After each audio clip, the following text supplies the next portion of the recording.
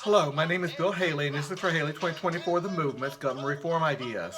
Now, this video is going to be a look at the courts. How is the courts going to be handled within the new CRA structure? Now, I'm going to do three videos on the courts.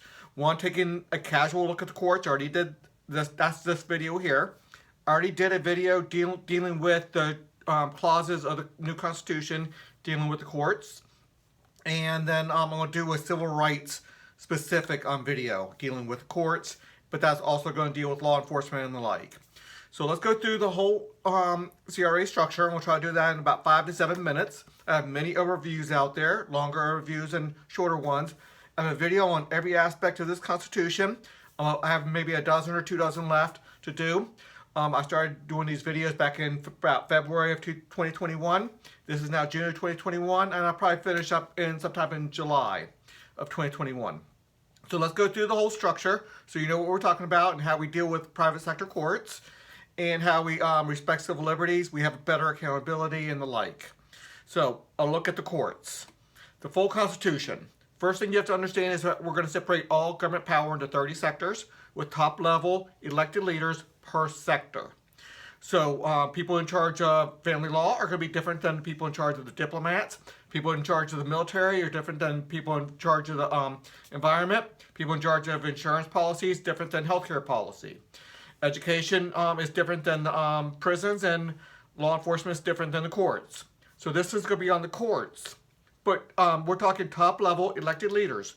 Nobody with inherent government power, nobody with official authority, no elected leader can have power in more than one sector at a time. So if you're at the federal level, state level, or local level, you have to be at one of the levels. Then you have to choose one of the sectors, the one that you're most interested or most competent in. You choose that to get elected or run for office and the like. So people are going to be much more qualified for their position when it's much more focused. And the voters can also focus in on their thoughts and desires within that sector on who they want to elect. However, within each sector, so we break down the authorities into much smaller parts, but then we do that even more. Within each sector, we select one of roughly 12 different CRAs. CRAs are competitive governance. What we're doing here is we're creating a roughly, within every sector, at every level of government, we're creating a roughly 12 CRAs. The qualification is that you have 5% of the citizens within that jurisdiction, local, state, or the full federal jurisdiction, to agree to come together and be governed by their CRA. These are full governmental systems with executive, legislative, and judicial powers. They regulate, they govern, and they send representatives up to the monopolized sector board level. So that's very important to understand that we do have a monopolized sector board level because while we can do 90% of this in competitive governance, a few things need to go up to a monopolized sector board level where elected leaders, we have one standard across the board. That's only going to be there to stop major negative externalities, significant negative externalities. And then we have the rating systems over on the other side. It's going to be a mirror view of it, the same structure as the CRA side, but they're going to give high quality information from a wide variety of perspectives, but they're also going to be able to put rating floors where it's going to stop low standards that create significant negative externalities. It's going to keep a lot of the regulations and the governing and the representation at the CRA level, not at the monopolized sector board level. So that's the structure of government. So the Constitution is going to have a citizenship section, general laws, bylaws, or internal governance within each organization. Federal, state, and local, how that's dealt with, same Constitution for all three levels. So we replace the federal Constitution. It's a replacement of the state constitutions and actually creates local constitutions. We go to much smaller states, much smaller localities. That's all dealt with on different videos. We got original authority. What level of government has the ultimate authority to make the decision that's over top of the other two levels of government? And what level of the CRA structure is the top? Is it the CRA, which is most of it, but there are a few sectors societal oversight sectors need to have it at the monopolized governance level, the sector board level. Supermajority, if it is at the monopolized governance level, you need a 70%, which is going to keep a lot of stuff down at the competitive level, competitive governing level. The parent sector board, how that's structured, it's going to separate all government power into 30 sectors. That's their main responsibility, is separating those sectors, drawing those lines. So that sector board level, they have the responsibility over their sector, and to make sure their CRAs are doing what they're supposed to be doing, make sure they're not going outside the lines of their authority and their responsibilities, and they're meeting their responsibilities. And if they need to go monopolized, they're the one that does the monopolized governing. They're made up of the CRAs, so the CRAs are still predominant. Competitive regulatory agencies, that's where 90% of this Constitution is. Everything else in this Constitution is built to support the CRAs. The rating system is extremely important. High quality information from a wide variety of perspectives is going to make this whole system work so much better. Taxation, everything that currently is being spent by government still needs to be spent to a large degree. We can have much more productive and efficient models within the free enterprise system, within competitive governance, but we still need to pay for the things that we need to pay for. Foreign defense, rule of law, prisons, roads, all that stuff just still needs to be paid for. How are we going to do it? That's that section. Debt, how do we go from the current system to the new system? You can look at that. Pockets of freedom, immigration and foreign policy, states partial acceptance per sector is to get this whole thing passed. Maybe with a little bit less of the CRA structure in some states, but it's to get the whole system to be able to be passed.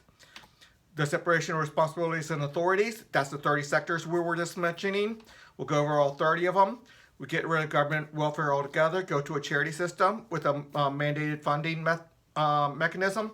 So we have videos on that. So foreign protection system, five levels of separation here, 5 sectors. Top diplomats, different than the top commander-in-chief.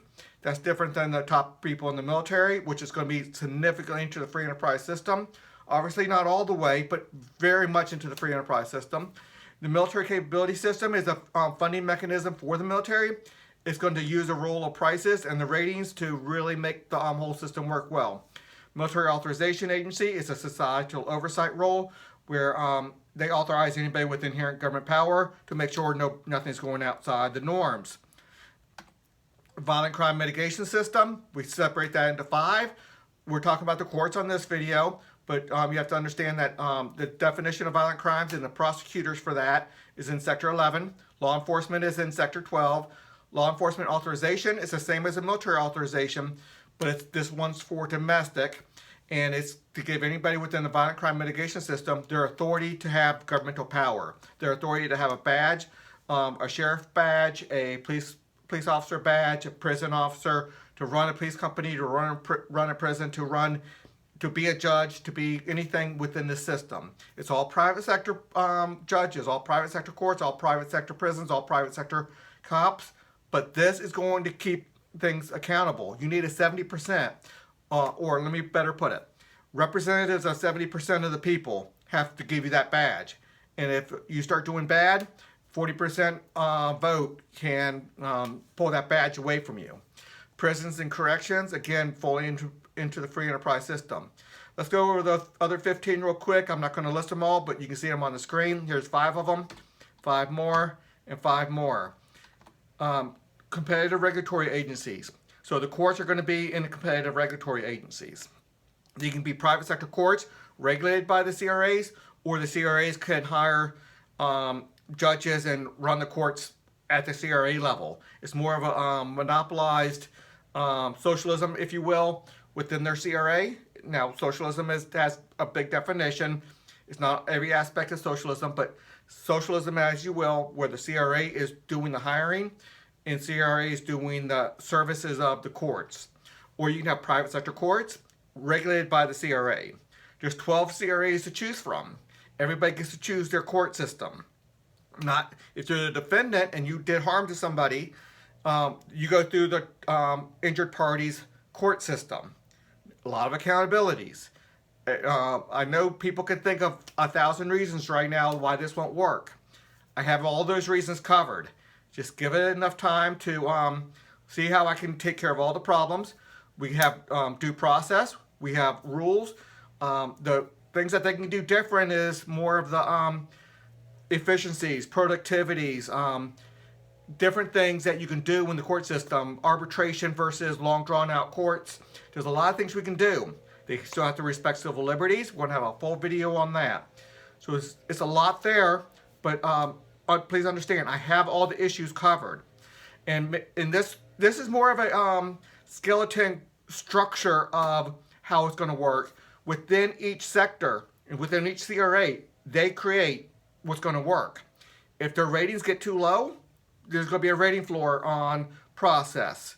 So they have a lot of variety they can do. A lot of experimentations on the business models of the courts. But if their results and their practices are not good, first of all, people aren't going to hire them. That's the first thing you have to understand. But if it remains bad and it gets worse, the rating system, the rating floor can take them out, and they don't have the authority to have it. Or the LEA, law enforcement authorization.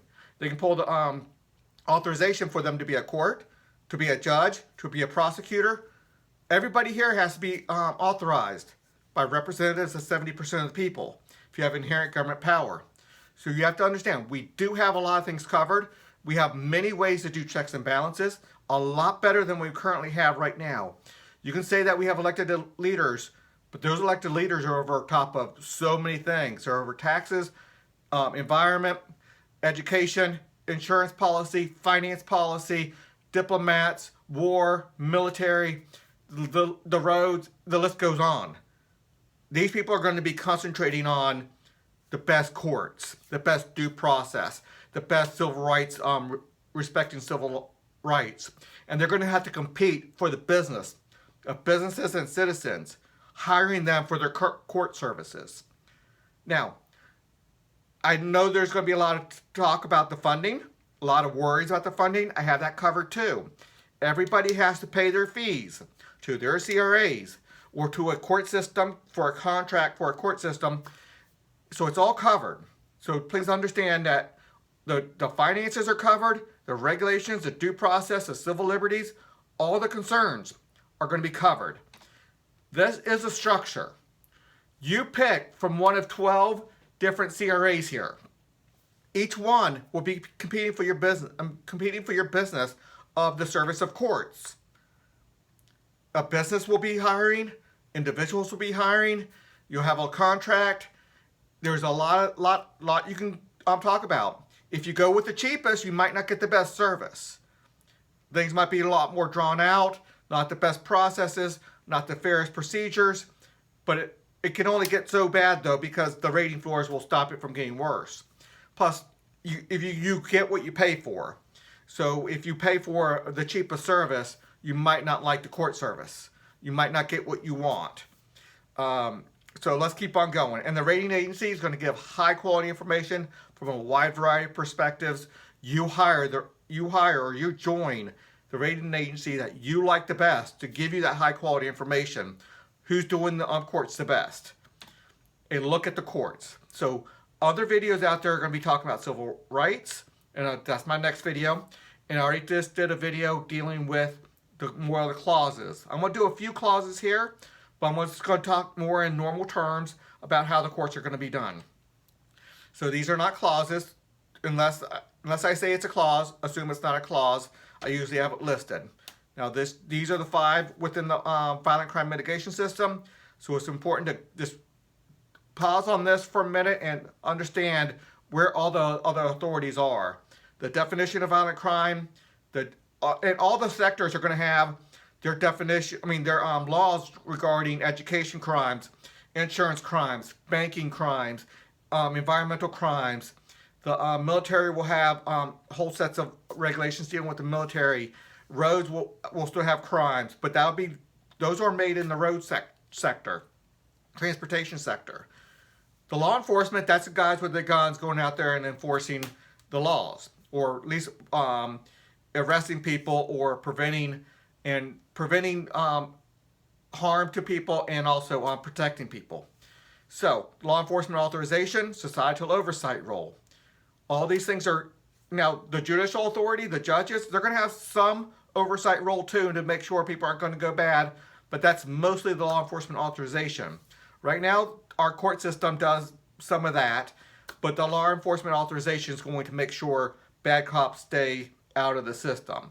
If they get low rating, low personal cop rating, then nobody's going to want to hire them. They're going to drop, if they try to hire them, that's going to drop the rating floors all the way down, or the LEA is not even going to give them a badge in the first place.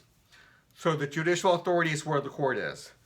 And if somebody's properly convicted, then they go to the prison and corrections. There's a funding mechanism in there. It's all private. It's a funding mechanism for competitive governance. So I'll be doing a video on that soon. So every level of government has a court system, just like we do now.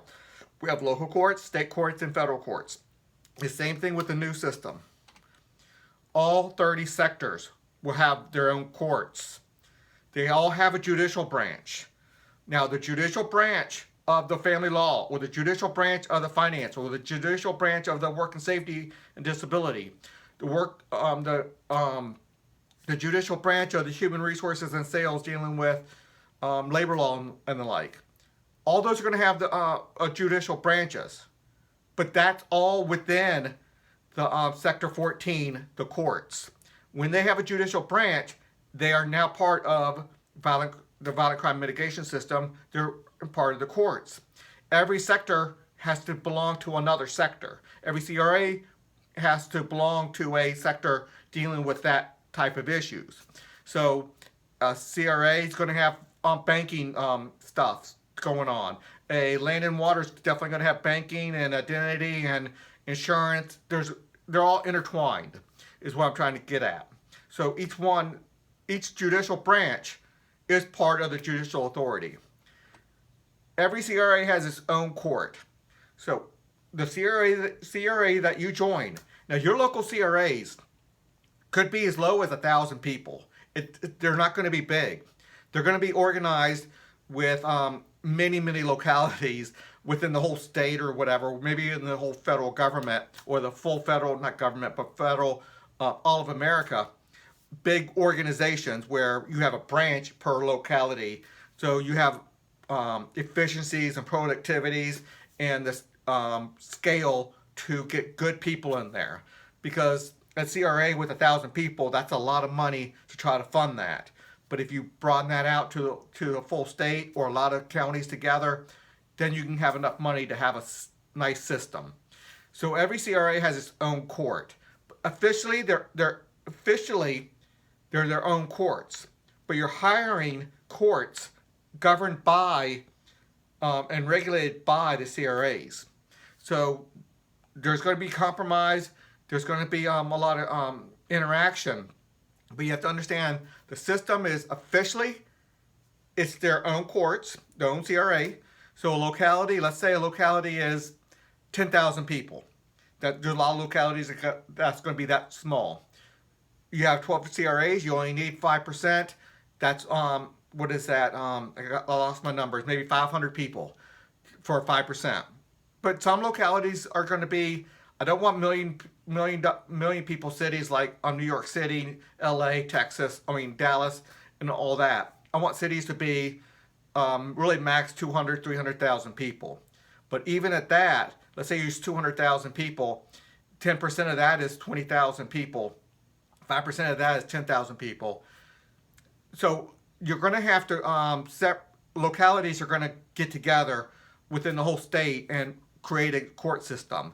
Maybe you have a rotation around different court buildings to have the efficiencies and productivities. Many CRAs are going to rent the same court buildings and just take turns and have time slots within each courthouse. There's going to be a lot of arbitration, so it's not going to have to be officially in a court building. So things are going to look different, for sure. You can still have a court building with prisons, cells in there and everything. There's still going to be a lot of that. Those buildings are going to still be needed. But a lot of things are going to go to arbitration, where it's just going to go to a regular business office and and they're going to do what they need to do. But these CRAs are full governments: executive, legislative, and judicial. So judicial means they have a court system, and anything within the, let's say, environment, they go through the environmental courts. Their CRA's court. Some CRA stuff's going to have to go to the sector board level, monopolized, and that is going to have a court, monopolized court. So we're going to every sector is a lot different. I mean, significantly different. You're just going to have to understand what we're dealing with here. So everything is accounted for. Okay, cases that span more than one sector. A lot of times, cases is going to span more than environment. It's going to deal with banking. It's going to deal with insurance. It's going to deal with land and water. It's going to deal with some transportation. So we can handle that. That's not going to be a problem. Cases that span more than one sector, more than one level of level of government, federal, state, and local. A lot of times that happens now. Courts can handle that. The new system can handle that as well. Among other issues of complexity, may be handled in one court. There might be rulings coming in from different courts. So the environmental or the transportation might be sending rulings to the main court handling this, but that can all be coordinated. There could be efficiencies and productivity within that. It all happens now, but you have one judge trying to do so much that he or she is not familiar with. These judges are going to have specialized. They're going to be specialized in education. They're going to be specialized in EPA. They're going to be specialized in transportation, specialized in the courts or insurance. And those people being specialized are going to have better decisions, especially when they come from CRAs competing with other CRAs for the business of their services.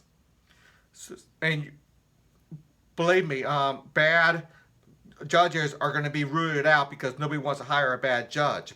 Right now, we don't have a chance to root them out unless because they got lifetime tenure or lifetime appointments. To a large degree, we can't get rid of bad judges. But we're going to be able to do that because free enterprise gets rid of bad services because people stop funding them. People stop paying for their services. When people have a selection of what CRA to choose, the bad will go away. CRAs pay for the cost of their court cases. So CRAs can handle things in a lot of different ways, but ultimately it has to come through. Funding's going to come through somewhere, and most likely it's going to come through the CRAs. There's going to be a lot of agreements, a lot of cost sharing. There's going to be a lot of agreements that happen behind the scenes that most people aren't going to be aware of. But courts are not a big part of the big federal budget, state budgets, or local budgets right now. When you add up everything, it's not a huge cost, but we can be a lot more efficient, a lot more productive, and competition will root out the bad and increase the good. Okay, example, healthcare or financial or insurance, they're going to handle their own cases. They're going to fund their own cases. Banking, obviously, there's a lot of money going through banks, a lot of interest being paid.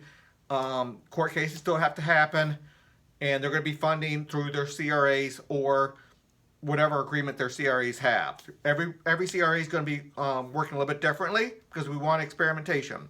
Who's going to do it better? Every CRA is going to be competing for the business of every citizen, every business out there. So let's keep on going on. Civil liberties must be respected. That's a must. You cannot go violate somebody else's rights. So we have a very strong on that. I'm going to do a full video on that. Look at the next video. It's going to be called Civil Rights. So look at that one. Or your ability to be at court is taken away. Your authorization to be is taken away. There's a rating floor. There's going to be rating floors, and we're going to discuss that and how that's going to work. A lot of ways to do due process, but it has to stay above a rating. A lot of ways to make things speedier and less intrusive. And right now, business owners or big time businesses and executives, they have to take away their time from running their business to go do a lot of stuff within the courts. Not very efficient sometimes. Sometimes they're not bad, but sometimes they can be very inefficient. I'm sure with the competition, they're going to find ways to be a lot more efficient. Rating floors on procedures allow experimentation without the ability to have bad procedures. So I was just talking about that, but I just want to make sure that was covered. Rating floors on adequate funding levels. So there's a system within the rating system that is going to mandate that there's proper funding. So you cannot go to a CRA that just puts $1 worth of funding towards the court system, because we need a court system. They have to do it right. They have to have a legitimate court system. They cannot just do it so little procedures. No, there's rating floors on that. It has to be legitimate function. A lot of that's going to mean it's not going to go through the courts at all. The companies and the businesses and the citizens are going to say, we'll handle it on ourselves, or we'll have a quick arbitration, inexpensive third party come out and give a quick decision, or handle it on our own, or whatever. Escrow accounts, there's a lot of ways to make it happen. Violent crimes have extra protections, oversights, and procedures. So that I'll get into that on the civil rights, because I do have a lot about that on the civil rights. The ability, because you're taking somebody off the street, a cop is arresting somebody, they're taking away their liberty. Right now, some people sit in jail for months upon months, waiting for a trial. We have a right to a speedy trial, but a lot of times, their civil liberties are taken away for many, many months, sometimes years, while they're waiting for a trial. A year is what, 2% of a person's life, if they live to the age of 50. So you have to understand, we cannot just take away somebody's rights, their time, if it's frivolous. We have to have a speedy trial, and this is going to help. The ability to take a person into or remain in custody requires additional oversight and procedures. So I have a full long list of things that must be done if somebody's arrested and held in custody. It's done at the sector board level as an oversight to make sure the CRAs are doing their job right. There are people monitoring and examining every case at the monopolized level, a grand jury, if you will, I create. A CRA and any other government bodies must respect judicial decisions, proper respect rating floors. So, if a CRA going through and respecting civil liberties, going through and doing the procedures right, convicts somebody, or says that somebody else owes somebody else $100,000, they make a ruling, other CRAs, the law enforcement, other bodies around the government has to give that respect. Otherwise, the whole system doesn't work. A bank says, no, I'm not going to let you take that money. You didn't do it legitimately. No, legitimacy was set up or established through the CRA structure, through the LEA, through the courts, through rating floors. Those things are already taken care of. Another body out there cannot say, no, I don't think you did it right. No, we have many pieces of accountability.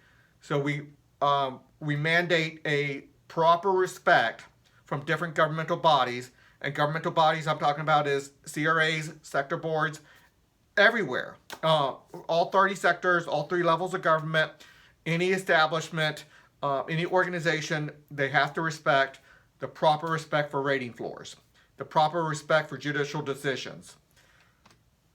Okay, now I'm going to go through a few clauses.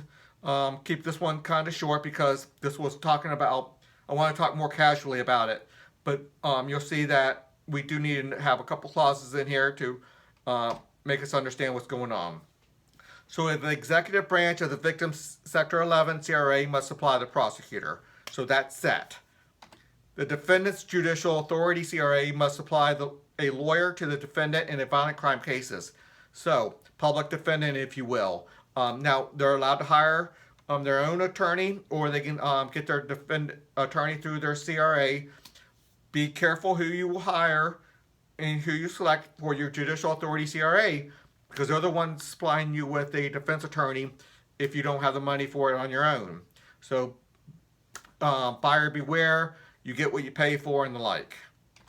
The judicial branch of the victim, Sector 11 CRA, must hold a criminal trial for a violent crime. So violent crime is a little bit different because it's not an agreement between two people like an insurance policy or banking policy, or you buying something from Walmart or any store. I don't want to put a brand name in here. I'm sorry I did. Anyway, if something happens, um, the Sector 11. Okay, I'm sorry. The judicial branch of the victim, Sector 11 CRA, must hold the criminal trial for a violent crime. That's for violent crimes only. That's not for buying something because they're having an agreement. Violent crimes are never an agreement. Nobody agrees to get punched. Nobody agrees to get stabbed. Nobody agrees to be murdered. Nobody agrees to get murdered and then their family members try to hold somebody accountable. Or the state hold somebody accountable for a murder, because we don't want just to have family members say, no, we're not going to hold that person accountable. If a person kills somebody unjustly, they murder somebody, then the state needs to come in and be represented as the whole of the people, saying we cannot have murderers out there on the street.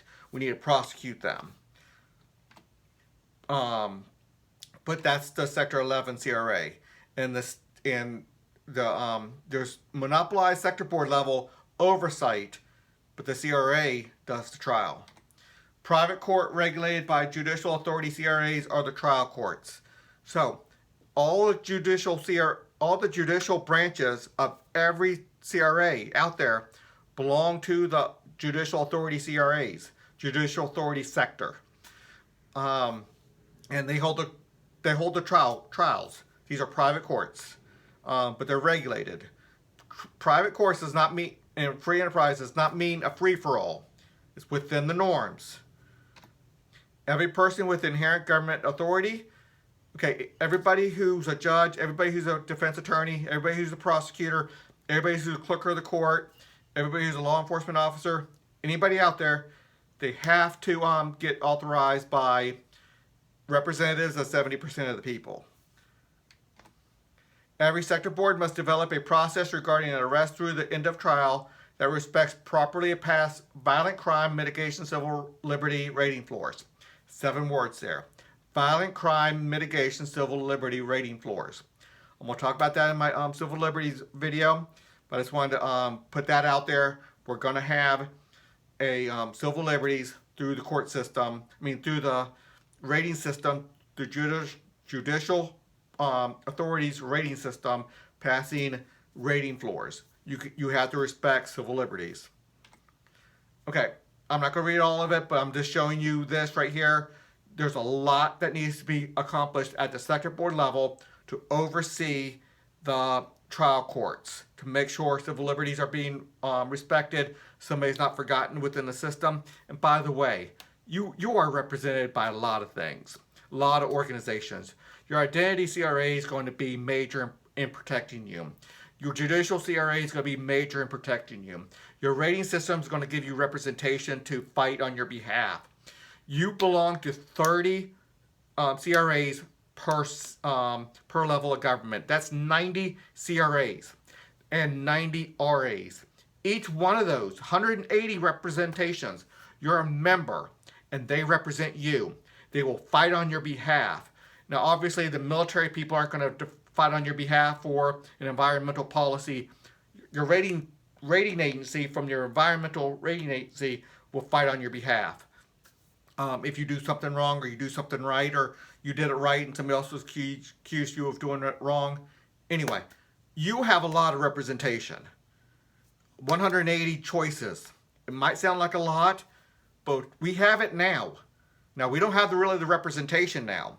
If your person didn't win for the House of Delegates, for the Congress, for the Senate, for the governor, for the mayor, for the city council member, for executive or legislative branch, if your person didn't win, you're not represented. Within my mind, everybody selects their CRA that they agree with most. Then they have an election within it, but those elections are within like-minded people. They got already what they want with their selection. And that that CRA or that RA represents you. So important to understand. You have a lot of people representing you. The actual trial is separate from the preceding arrest through the end of trial process. So what I did there was a lot of oversight. Grand jury was included in that. You have people out there that can represent you to make sure they know what's going on, to protect your interests. The CRA within the LEA sector is responsible for law enforcement academies. So LEAs are going to do law enforcement academies, judge academies. A lot of times judges aren't going through as much school as they should. They're going to have to. The LEA is going to authorize them, so they should not give authorization unless they've gone through judge school. And a lot of times judge school is not really as good as it should be for process, to make sure the process goes through smoothly. We have something called a judicial independence. And a lot of times that's not the best because they get appointed, lifetime tenure or lifetime appointment, and a lot of times being independent is not necessarily the best. There's going to be some sorts of independence, but again, a CRA has to hire you, a sector board has to hire you, a RA has to hire you, and if they hire you, that's part of somebody's decision making on whether they join them or not. So if they hire a bum, somebody who does a bad job, somebody who's corrupt, well, I don't, as a citizen, want to hire a CRA that hires a judge that does a bad job, a clerk that does a bad job, that's corrupt or something like that. So there's a lot out there on that. The purpose of the judicial authority sector is to provide high quality court system for America. That's just the clause. All cases fall under the sector's jurisdiction, so there's nothing that's going to fall outside of one of the sectors. It has to fall into one of the 30 sectors. The Judicial Authority Sector Board must create a system of judicial warrants that respect civil liberties, properly pass the civil crime mitigation civil liberty rating floors. Okay, so there'll be proper warrants. Most of that's going to be from a sector board, monopolized sector board level. Some CRAs going to have, judges going to have the proper authority to do warrants as well, but they're going to be monitored. They're going to be maybe officially at the sector board level, but hired by the CRAs. There's going to be a lot there. They're going to have a higher level of integrity, higher level of accountability, because if you're doing a judicial warrant, we need to have major accountability on you, because that can be abused and be used for corruption too easily. Every contract or transaction must occur under the jurisdiction of a specific CRAs. Kind of said that already, but I wanted to say transaction, contract, any interaction, anything that happens, if it needs to go to a court, it will fall under one of those 30 sectors, and there will be designated a CRA to address the dispute. A clear contract assigns its jurisdiction to a CRA. However, without clarity, the default jurisdictions are the seller CRA, the employer CRA, the victim CRA, and the injured entities CRA. So there's a lot there, but hopefully we're going to have clear contracts assigning jurisdiction. It's going to become clear. You can have an employment contract where the employee's CRA does it if they both agree to it, but most likely it's going to be the employers, because that's just going to make it a lot easier, a lot less confusing. Every sector board must set rules regarding a dispute or injury that occurs outside of a contract or a transaction. So if somebody has an accident on the road, they didn't mean to, there has to be a CRA that is going to be handled under. Probably not going to be handled under the road transportation CRA, because even though it happened on the road, it's probably going to be under the identity CRA to a large degree, unless the road had something to do with it. There was a major defect in the road that caused the wreck. If somebody was just careless and they hit another car or whatever, it's most likely going to be the identity, because that deals with ownership. However, what sector is in charge of is not really my concern at this point. the parent sector board will handle that, defining what sector it belongs to. And a lot of discussions, a lot of pulls and tugs from different sectors, and just checks and balances all over the place. But it will end up being in one of the sectors, and it will be under one of the CRAs within that sector. Cases spanning more than one CRA, more than one sector, more than one level of government, or more than one level of the CRA structure, and more than one level of government may hire one private court to litigate the entire case. I talked about that in my casual talk frame earlier, but here's the clause, and they might have a lot of rulings coming in from judges and arbitration people from different sectors, but one court can handle the whole case if they want to. Productivity and efficiency is going to make it likely that that's going to happen. The rating system of every sector must set rating floors regarding cooperation on judicial proceedings among multiple CRAs, sectors, CRA levels, and CRA structures. So they have to have these rating floors out there. The sector board's judicial branch of every sector must establish the first appellate court. So we do have appellate courts. In the top appellate court is the judicial authority sector board's executive branch establishes the top appellate court. So 2 levels of appellate court, never more than that. The judicial authority's rating system will have appellate court strictly dealing with corruption. So corruption, abuse, self-dealing, anything like that, the rating system will have a court for that. A lot of times that's going to be built into another court, and that's just going to be a part of it, and the rating system court will just send a ruling or an opinion up to the other court to be handled by that judge. It could be done in a lot of different ways. If it's only the corruption, then the rating system court will do it. Sector 15 CRA may only imprison, so this is a prison CRA, can only imprison people that were properly convicted and sentenced by Sector 14, by the courts. So the prison system, that's just a clause in there. So the prison system cannot just grab anybody. Nobody can just throw somebody in prison. Hey, they stole from me, I'm going to put them in my prison. No, they have to be properly gone through the court system. Okay, pretty much done with this with this video. I want to show you the all 30 sectors again. Here's 15 of them if you want to stop and pause and just look at that. Here's 15 more if you just want to pause and look at that. Here's one of the most important screens I have just to show you the structure. Each court, just a reminder, a court can be done by the CRA or private court businesses regulated by the CRA. 2 different business models, or a combination of or both of them. So there's a lot of different ways to do it. That's why we call it a CRA, competitive governance, so you have different methods. So everything's easy to find on my website. Look for my civil liberties video going to be coming soon. I'll be doing one on prisons, then I'll do the last 15 sectors, and then probably a couple wrap-up videos by probably middle of July. I'll probably end up doing that. So until the next video.